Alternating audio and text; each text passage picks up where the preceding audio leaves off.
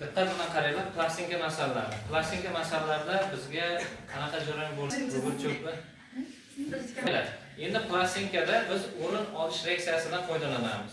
Endi o'rin olish reaksiyasi nima?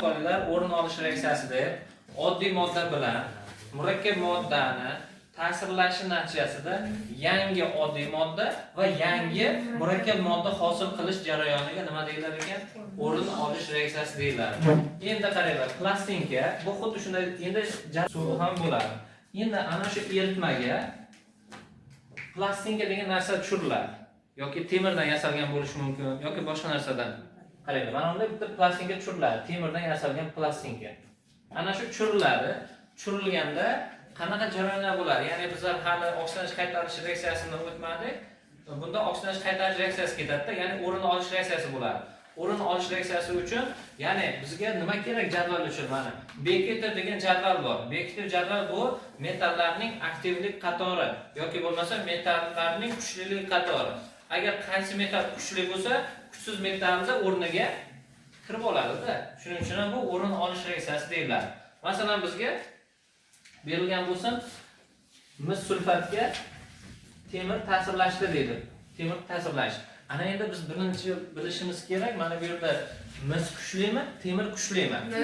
Endi qaranglar. Endi kuchli qator bor. Mana bu metallar kuchli qator. Mana bunday yo'nalish bo'ylab aktivligi nima bo'lar ekan? Temir kuchli. Ha, mis kuchli. Qancha metallar kuchli stos. Mis kuchli deganlar qo'l ko'taramiz. Hech kim bilmasin. Temir kuchli deganlar qo'l ko'taramiz. Mana qaranglar. Mana bu yo'nalish qancha metallarimiz chap tomonda joylashgan bo'ladi-ku, chap qo'limiz bilamiz, mana. Chap tomonda joylashgan bo'lsa, shuncha kuchli bo'ladi. Qattiq bo'ladi, baquvvat bo'ladi. Qancha o'ng tomonda joylashgan bo'lsa, shuncha nima bo'ladi? Kuchsiz bo'ladi. Kuchsiz bo'ladi. Xo'sh, endi bunday nuqtai nazardan qarasak, masalan, yer tagida masalan oltin konlari bor, to'g'rimi? Masalan, necha yildan beri o'sha oltinligicha bo'lib turibdi. Nima uchun reaksiya kirishmayapti? Chunki u sust, ya'ni reaksiya qobiliyati sust bo'lgani uchun necha yildan beri bizgacha yetib kelyapti. To'g'rimi? Ya'ni bizga mana bu yerda qarasak, mana bu chap qo'limi, mana bu bekituv jadvali. Chap qo'limiz mana chap tomon, bu o'ng tomon. Qancha chapda joylashgan bo'lsa, shu metallarimiz nima ekan? Kuchliroq bo'lar ekan. Ana endi men qarayman. Mis bor, temir bor. Uni joylashgan o'rniga qarayman. Misimiz mana bu yerda, temirimiz qani? Mana temir.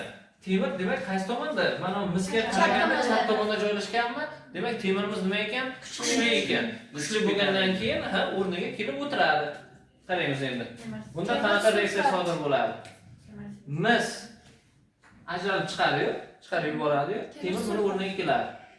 Temir, sulfat va mis ajralib chiqar ekan.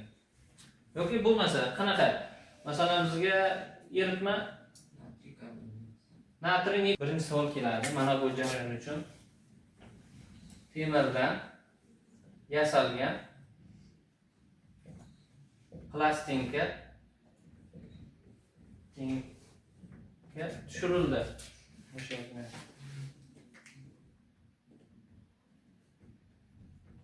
Tushirildi.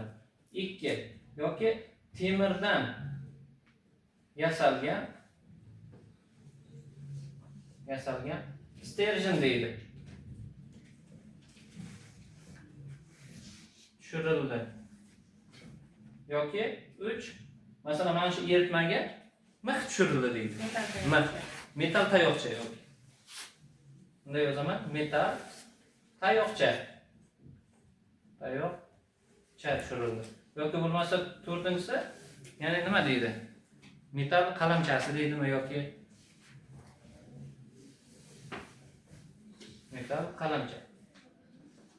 Foydalanadi, ya'ni ustini qoplash uchun. Ana shu yerda ham nima plastinka ahamiyatga ega ekan. Demak, bu yerda plastinka, mana mis degan plastinka tushiriladi. Uni masalan mana plastinka desak, mana eritma. Mana shu eritmaga temir nima qilib qoplab qo'yadi. Kirgan joyigacha. Ustiga plastinka o'tirib oladi. O'tirgandan keyin bu eritmada ikki xil jarayon kuzatiladi. Eritmaning massasi ortishi mumkin yoki kamayishi mumkin degan hodisalar bo'ladi. Endi qaraymiz. Mana bu idishimizda endi men kattaroq chizaman. Tushunishimiz uchun bu yaxshi o'zmayapti. Qoldi. Mana bu yerda mis sulfat dedikmi?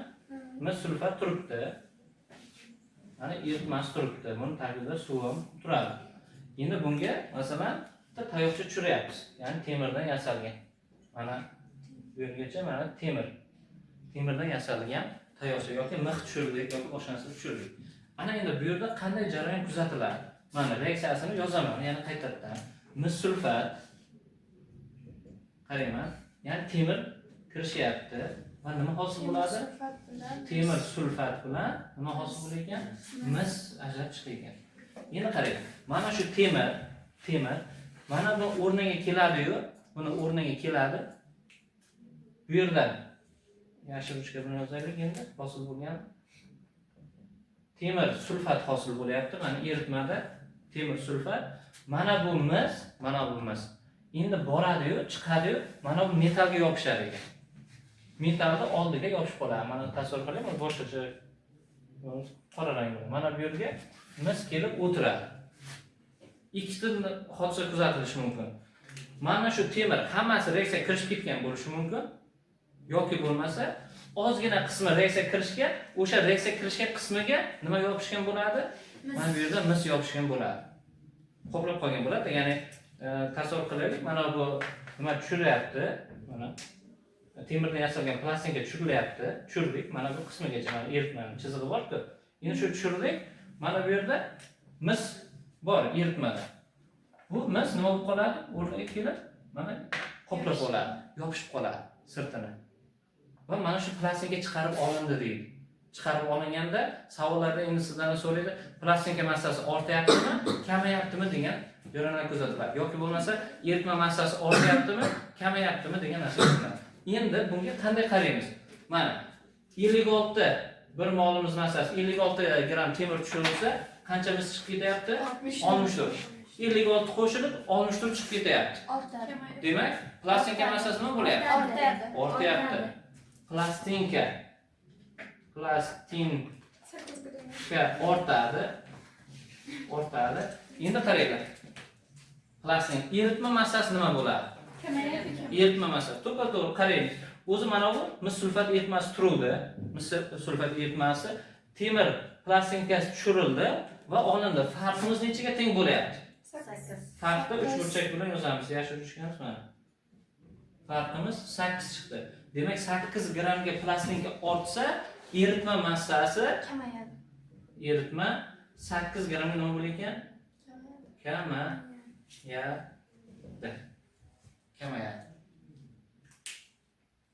Bu yerda plastinka massasi 8 gramga ortdi. Bu yerda eritma massasi 8 gramga nima bo'ldi? Kamayish sodir bo'ldi. Mana shu plastinka. Yoki endi qaraylik. Plastinka hozir nisbi shundan. Ha? Nisbi plastinka shundan. Mana bu temir degan plastinka tushirilyapti. Temir tushirilib, mana shu temirni nima qoplab olyapti? Mis qoplab olyapti. Ana shu qo'shgandan keyin yana chiqarib olish mumkinmi? Mana shu plastinkani endi ana shuni so'raydi. Ya'ni mana shu ajratib olindi, shu plastinkaga deydi, kislota eritildi deydi yoki sulfat kislota eritmasiga qo'shildi, nitrat kislota eritmasiga qo'shildi deydi. O'shanda ehtiyot bo'laylik. Mana bu plastinkani, mana yarmida ham mis temirimiz bor edi-ku. Ana shu temir hammasi reaksiya kirishib ketdimi?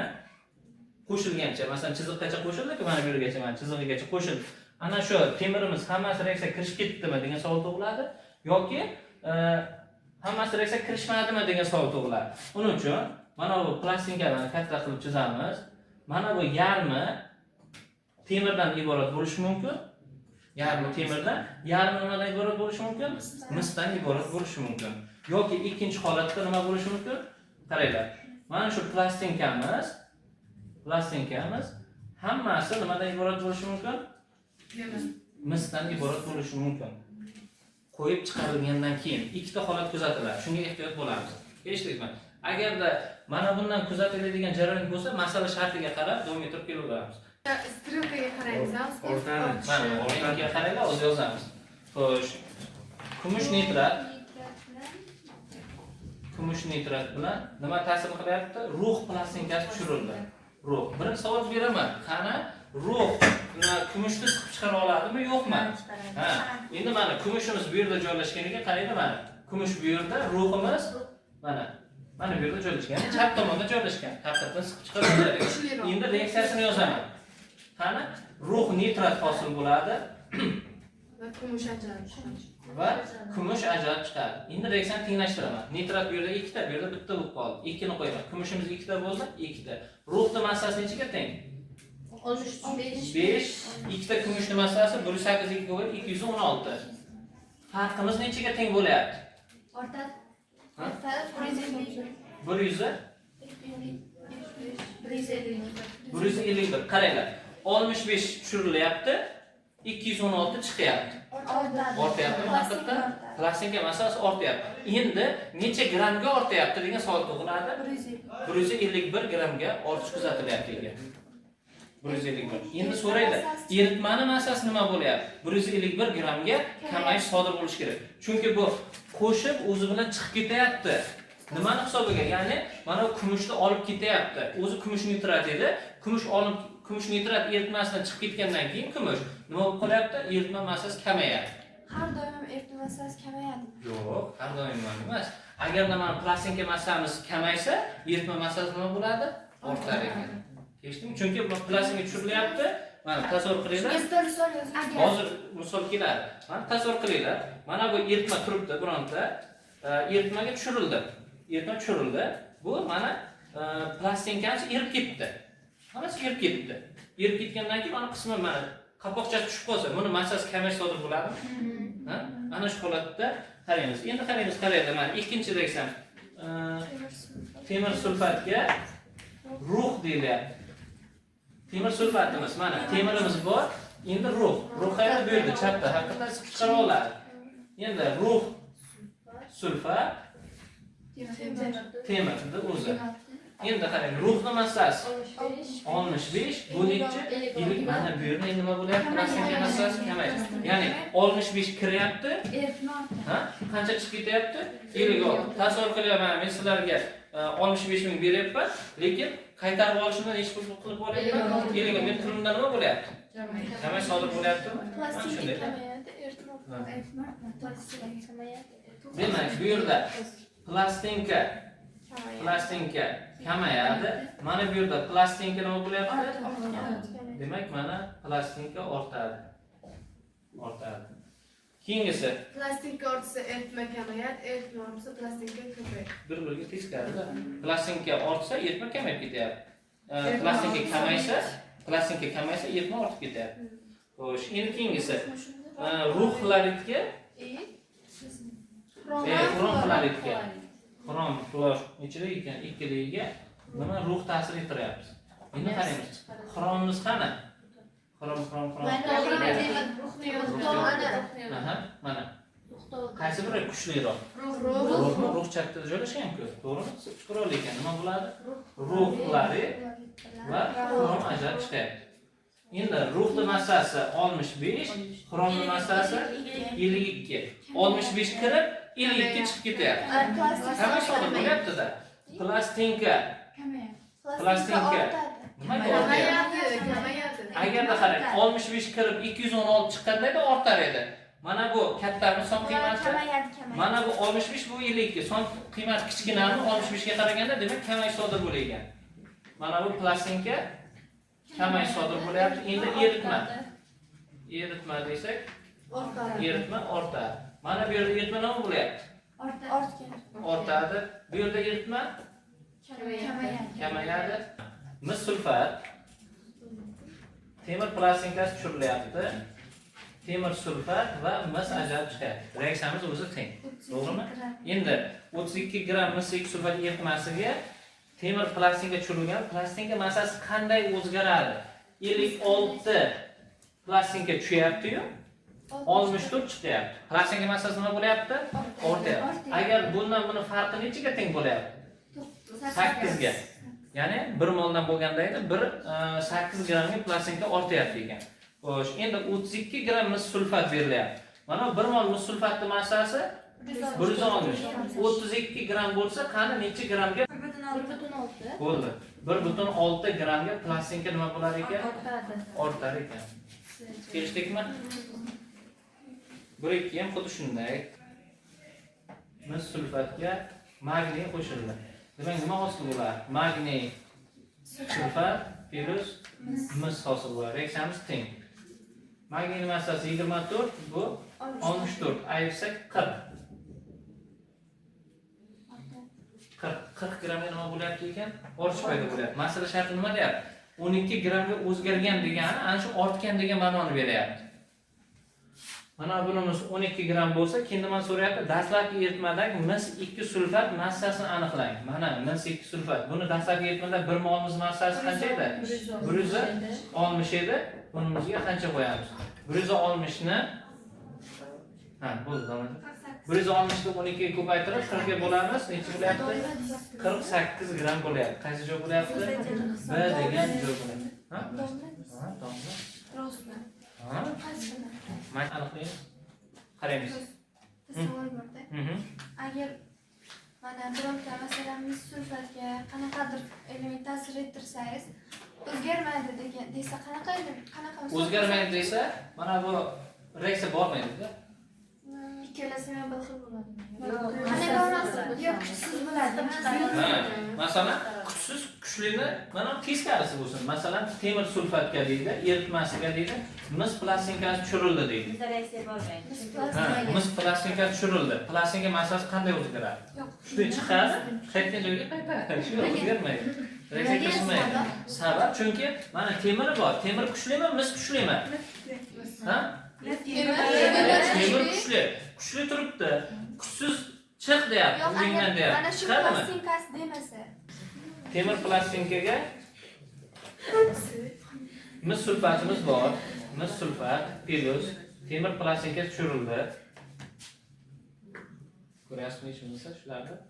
Mana kommentariyga berib 56 qo'shilyapti plastinka va 64 chiqib ketyapti. Qanchaga kamayish sodir bo'ldi? 8 ga. Endi 40 gram temir plastinkaga mis 2 sulfat eritmasiga botirib olinganda 1 gram oshgan bo'lsa, uni tarkibini aniqlang. Mana 1 gramga oshibdi. 1 gram. Qani mana bu misimizga qancha o'tib ketyapti? Demak, 8 gram mana bu temir qo'shilyapti. Chiqib ketayotgan paytimizda 8 gramni mana bunday stержен desak, mana shuni endi qaranglar. O'zi 40 gram edi. 40 gram edi. Plastinka massasi 1 gramga nima bo'lgan ekan? Ortgan ekan. Umumiy necha gram bo'lib qoldi? 41 gram bo'lib qoldi. 41 gram tarkibida 8 gram nima bor ekan? Mis bor ekan. Temirga qancha qoladi? Aytib tashlaymiz.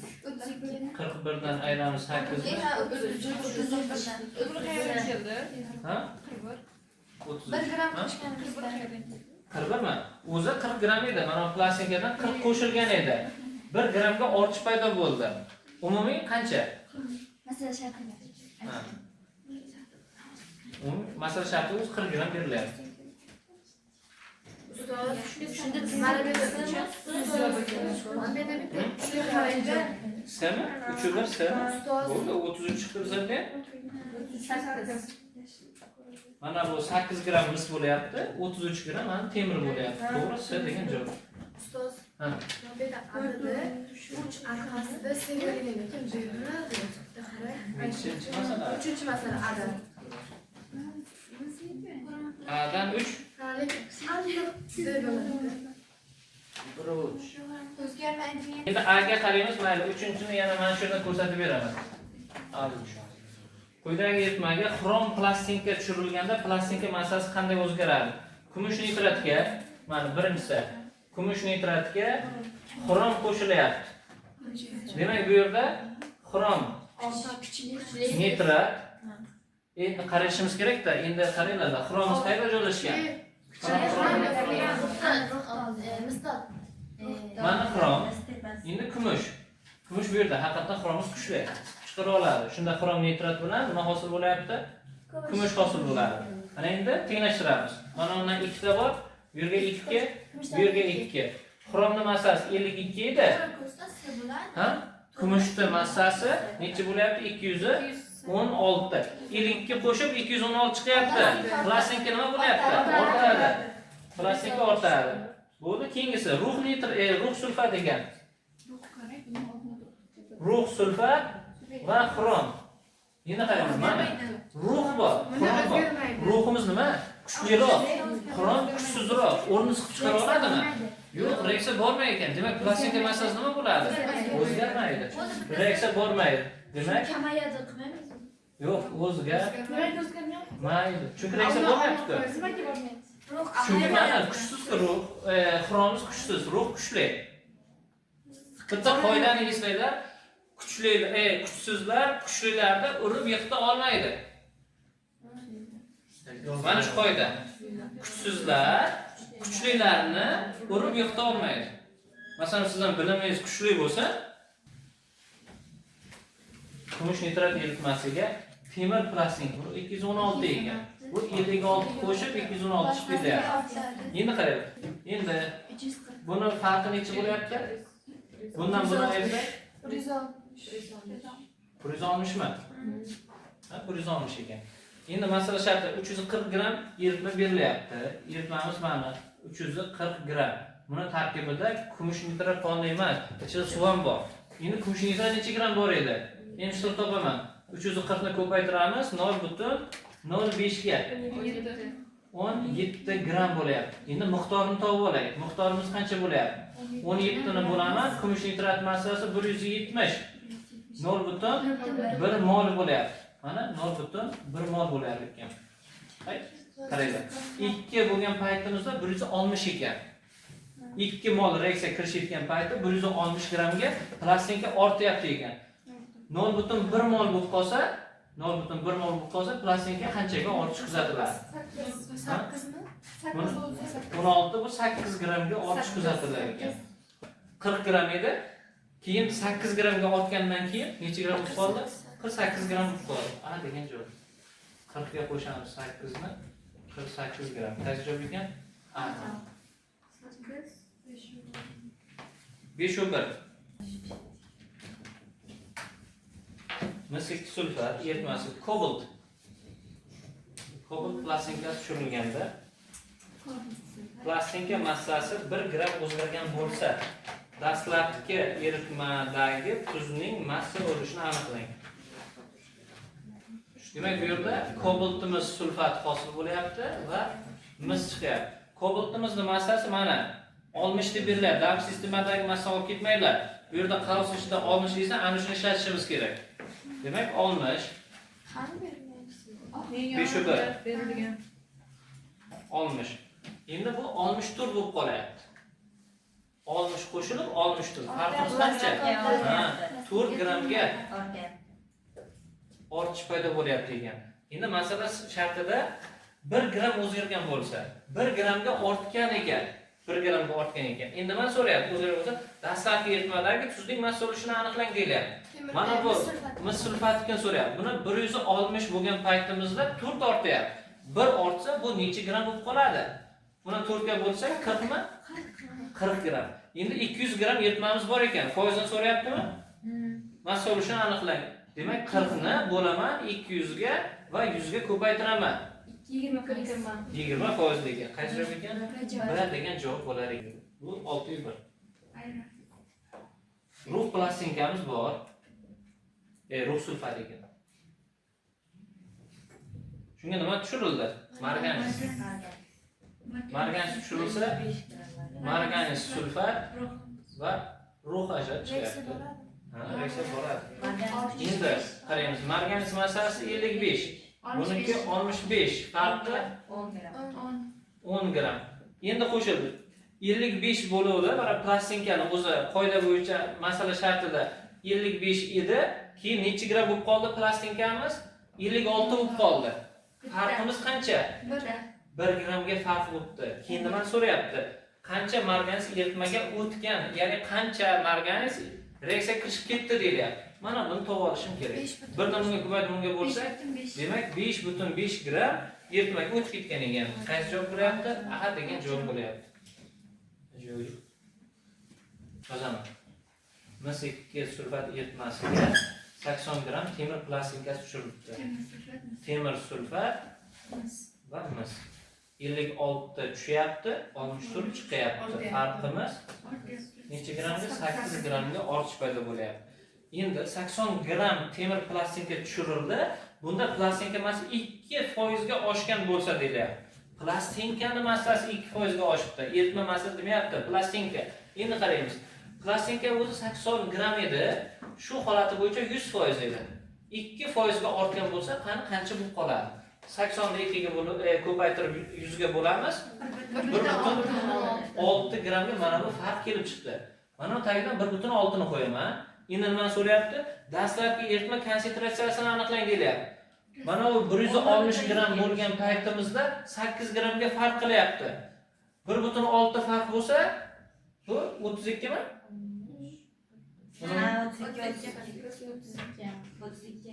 32 gram.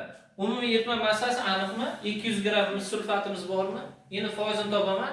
32 ni bo'laman 200 ga va 100 ga ko'paytiramiz.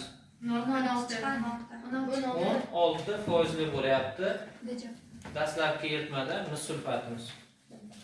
Kelishdikmi? Keyingisi 8 mis 2 sulfat. Shunga temir plastinka tushirildi. Mana temir. Temir plastinka tushirildi. Bundan nima hosil bo'ladi? Nima? Hay oshganini ko'raylik. Mana bu 56 edi, 64 bo'ldi. Oshish qanchaga bo'ldi? Bir molda bo'lganda 8 gramga oshyapti. O'zi oshgan necha gram edi? 4 gram edi. Qani eritmada mana plastinkaning tarkibida necha gram mis borligini topib olyapman. Necha bo'lyapti? 32 gram nima bo'lyapti ekan? Mis bo'lgan o'sha plastinka chiqarib tushirib olinganimizdan keyin o'shanimiz necha gram bo'lyapti? 32 gram. Endi 2 gram edi, 4 gramga oshdi. 42 dan 4 plastinkamiz 46 gram. 46 gram ekan. Ana shu tarkibda 32 gram mis bor ekan. Endi temirimiz necha gram bo'ladi? Shuni ayirib tashlayman, 32 ni ayirib tashlayman. 14 gram temir bo'lyapti. Mana temir. Endi ana shu plastinkaga deyilyapti. Nima qo'shildi? Xlorid kislota eritmasi ta'sir ettirsa qancha gaz ajraladi deyilyapti. Endi qaraymiz. Misimiz bor, temirimiz bor. Xlorid kislota bilan ta'sirlashyapti.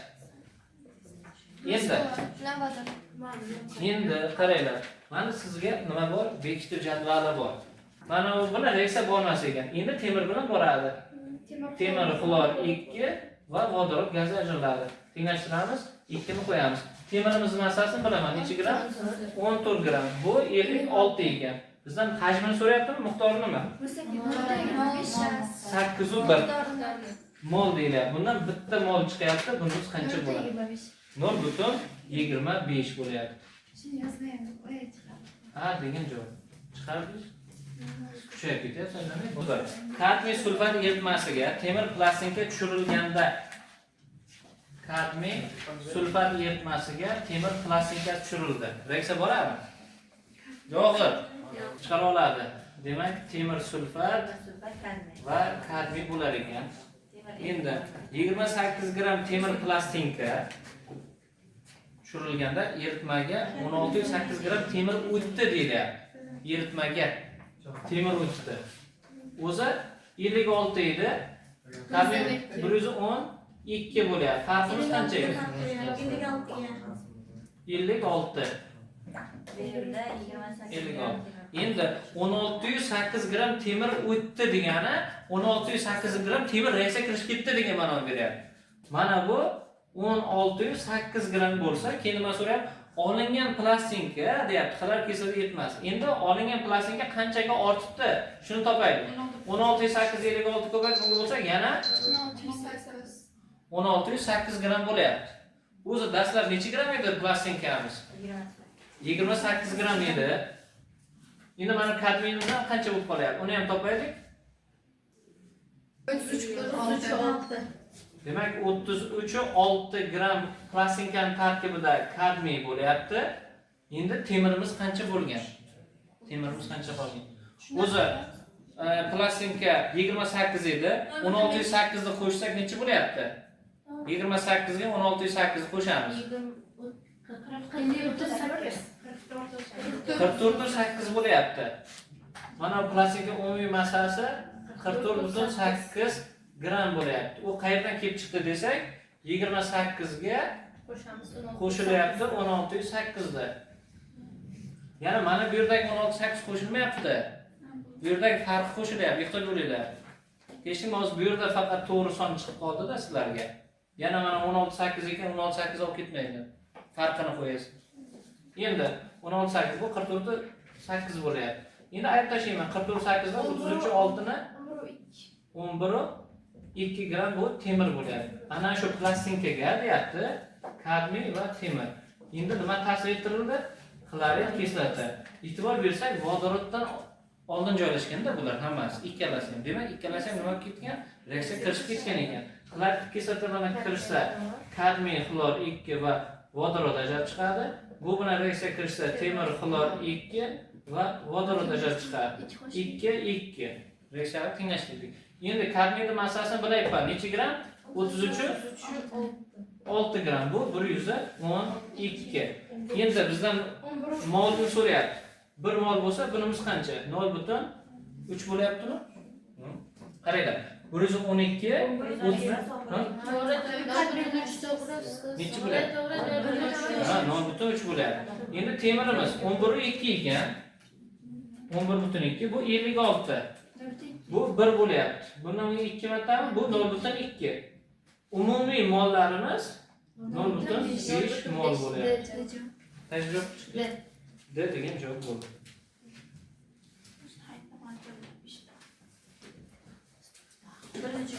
Biz ha? 13 yo'q. Yo'q, 12 ming yo'q. Malyam konsentratsiyasi mis2 sulfat yetmasiga temir plastinkasi tushirildi. To'g'ri, temirmi? Temir plastinka. Mana temir sulfat u yod bo'lib ketdi. Bu 64, bu 56, farqimiz 8 bo'lyapti. Temir plastik tushirilgan, uning massasi 2% ga oshgan ekan. 120 bo'lgan paytimiz 100% edi. 2% ga oshgan paytda qancha bo'lib qoldi? 120 ni 2 ga ko'paytirib 100 ga bo'lamiz. 2.4 gramga oshgan ekan. Mana 2.4 ekan. Bizda nima so'raydi? Dastlabki eritma hajmini aniqlang. Mana buni hajmi uchun molar konsentratsiya berilyapti. 1 mol bo'lgan paytda ortish 8 ekan, 2.4 bo'lgan paytda ortish qancha bo'lyapti? 2.4 ni bo'lamiz 0.3 mol bo'ldi. Aylanay, proporsiya 1 ni 2.4 ga ko'paytirib 8 ga bo'lyapti. Shunda 0.3 mol. Mana modda miqdorimiz 0.3. Molarlik aniq 2 ekan. Shundan modda miqdori bilan molarlik bog'lanib kelgan formula menga aytadi Seyhan. To'g'ri, SM teng n taqsim v. Qiyinmi? Endi shundan bizdan nima so'rayapti? Hajm so'rayapti. Jim. Hajmni topish uchun menga aytadi, endi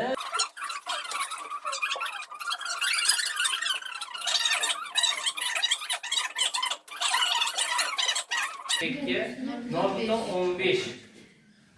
Endi menga aytadi Barno.